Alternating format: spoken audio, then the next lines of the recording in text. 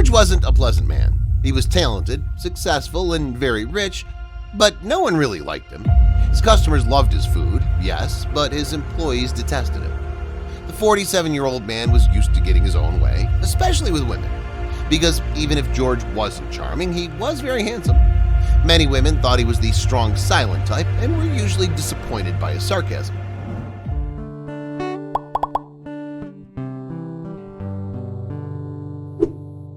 George was an angry, bitter man, and he took it out on the world around him.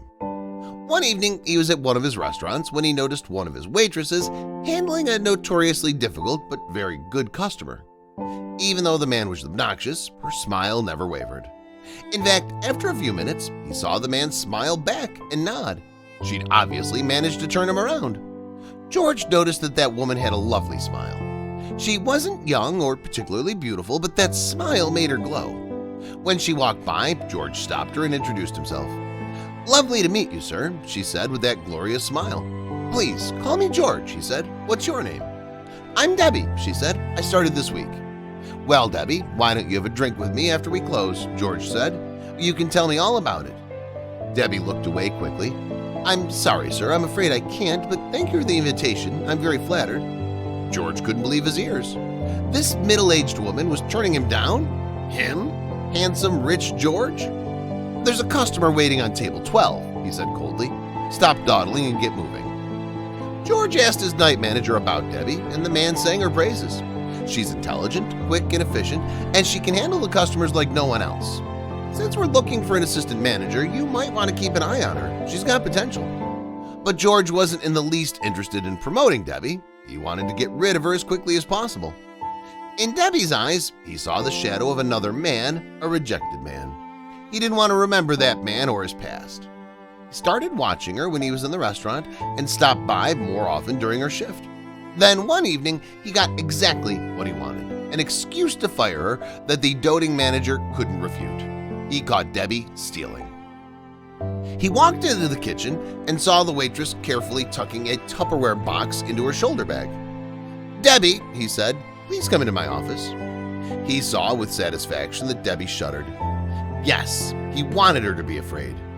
When she walked into his office, he was seated behind his desk. "Please open your bag," he said with an unpleasant smile. Debbie blushed vividly. George was delighted to see that there was no glow about her now. With trembling hands, she took 2 plastic boxes out of her bag and placed them on the desk. George opened the boxes. One contained some leftover steak and vegetables, the other a piece of chocolate cake. "You're fired," he crowed, "immediately." "Please," Debbie whispered, "please don't. This food, it was going into the dumpster." "It's my food," George said. "I do with it what I want, and I didn't want to give it to you, did I?" Debbie looked every bit as devastated as George could have wanted, but he started to feel uneasy. He wasn't enjoying this as much as he had imagined. "Please," Debbie said, "you don't understand." "Oh, tell me a sob story," George sneered. "Your dear mother is dying." "My son," Debbie said softly. And George's heart nearly stopped.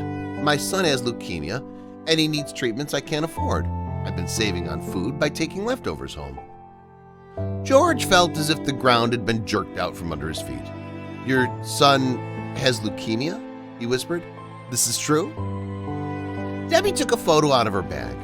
It showed an 8-year-old in a hospital bed, sporting a huge grin, the masculine version of Debbie's glowing smile. "My son," George said, and his voice broke, "my son had leukemia. How could he explain to the woman standing in front of him that once he'd been even poorer and more desperate than she was?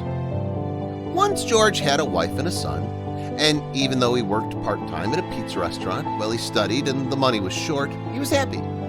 Then one day his wife came home with terrible news. Their little son, Chris, just 5, was terribly ill. George gave up college and started working 2 full shifts at the restaurant. But no matter how much he earned, it just wasn't enough to cover the medical bills. And no matter what the doctors did, little Chris didn't get better. George found himself standing in front of his son's tiny coffin, watching the gravedigger shoveling dark dirt on his baby. "Loser," his wife screamed, "my baby's dead and it's your fault." Those words pierced George to the heart. A terrible sense of guilt overwhelmed him. Little Chris was dead because he was a poor provider. He had killed his precious baby boy. George didn't realize that angry people in pain lash out at those around them when they can't lash out at God. He blamed himself too. Now with Debbie standing bravely in front of him, he remembered the man who'd been little Chris's dad, a kinder man by far. He took a deep breath and looked Debbie in the eyes and said in a gentle voice, "Take the food. We'll talk about it tomorrow." Debbie was surprised, but she hurried to obey. She needed the job desperately, not just for the money, but for the insurance too.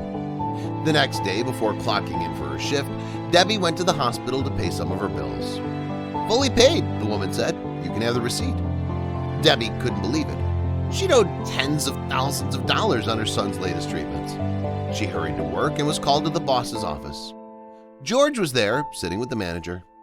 "Debbie," he said, "we've decided to promote you.